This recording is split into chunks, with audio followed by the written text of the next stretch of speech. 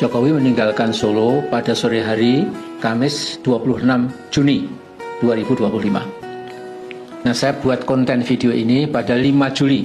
Jadi Jokowi ride dari Solo untuk berobat ke Bali sudah 10 hari. Di Bali, Jokowi ditemui Luhut Binsar Panjaitan. Luhut tidak menyebut di rumah sakit mana dan tidak menyebut nama dokter atau tim dokter yang merawat Jokowi.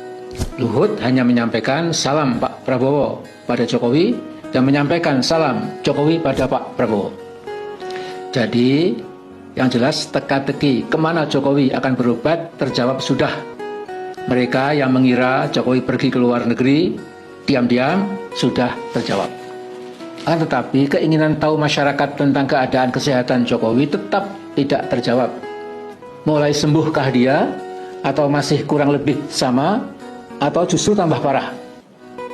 Sesungguhnya sangat elegan seandainya Luhut berfoto di samping Jokowi atau dipublikasikan foto yang menunjukkan keadaan Jokowi apa adanya. Nah, kalau kita melihat kebiasaan khas tipikal Jokowi, itu adalah kesukaan berat Jokowi ketika berada di kerumunan orang banyak. Kemudian banyak yang berebutan untuk bersalaman dan berselfie dengan Jokowi. Kalau berada di tengah kerumunan massa, Jokowi nampak berbinar-binar bahagia. Saya berpendapat, orang yang sedang sakit, maksud saya sakit biasa, bila hatinya senang, tidak merasa sumpek, insya Allah ya cepat sembuh. Ya. Tapi kalau banyak pikiran, lantas menjadi sulit tidur, mungkin maaf harus minum pil penenang, bahkan kadang-kadang dengan dosis tinggi, penyakitnya tentu makin parah. Saya bukan dokter, pakai logika awam. Ya.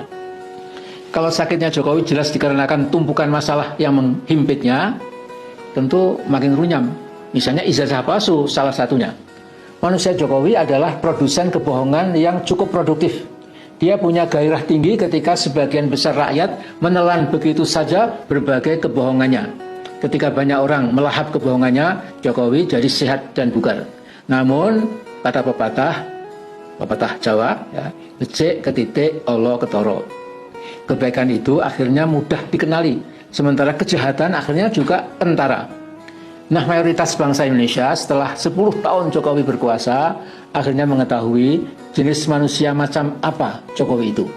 Jokowi saya duga keras sangat kaget setelah menyadari ternyata mayoritas rakyat Indonesia sangat kecewa pada dirinya, dan kekecewaan pada Jokowi tambah hari tambah meluas.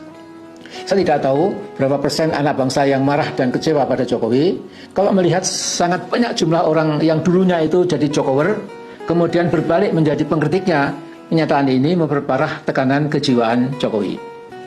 Jadi daya tarik Jokowi merosot dengan cepat. Jokowi bawanya di kepolisian dan KPK mulai buyar.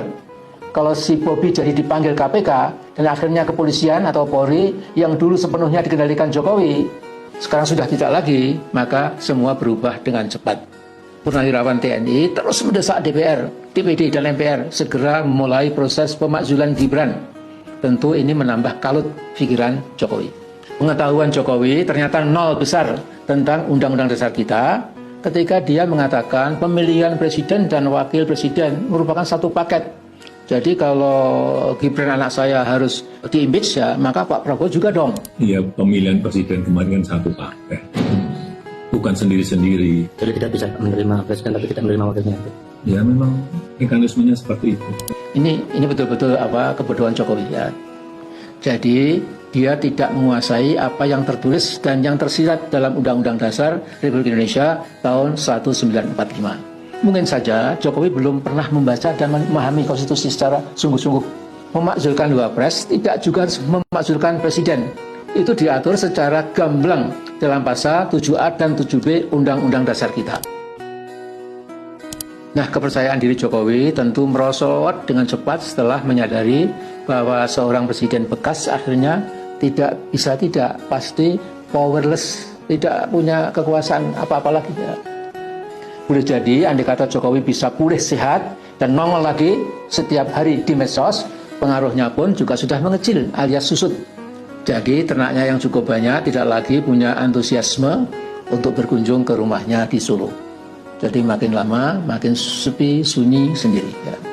Nah, para jurnalis cetak maupun digital juga kehilangan minat untuk mewawancarai Jokowi karena jawaban Jokowi pasti sudah basi, sudah klise, tidak lagi diminati masyarakat luas. Jokowi kalau bisa sembuh pun sudah jadi manusia masa lalu. Nah, saya ada sedikit usul.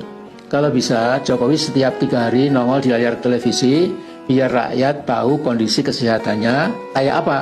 Hal ini untuk menghindari spekulasi liar yang tidak produktif untuk masyarakat Indonesia. Jadi, Mr. Joko Widodo, Anda sudah selesai. Tidak perlu pelintat-pelintut. You are finished, through, done. Good luck. For sure, a great country does not need you anymore. You are an outcast.